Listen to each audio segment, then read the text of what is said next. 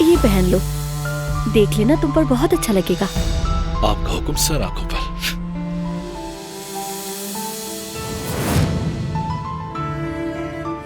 मेरी बीवी खूबसूरत होती जा रही है और मैं उसे हर गुजरते दिन के साथ और ज्यादा चाहने लगा हूँ। मतलब इस हालत में भी?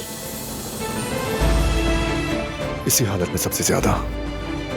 बेबी आने वाला है। मेरी जान, मेरी जान, रिलैक्स हो, कुछ नहीं होगा, हौसला रखो, बस थोड़ा वक्त लगेगा, हम हॉस्पिटल पहुंच जाएंगे।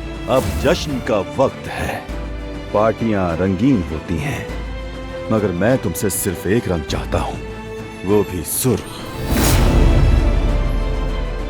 खुशियां मनाओ, जश्न शुरू करते हैं।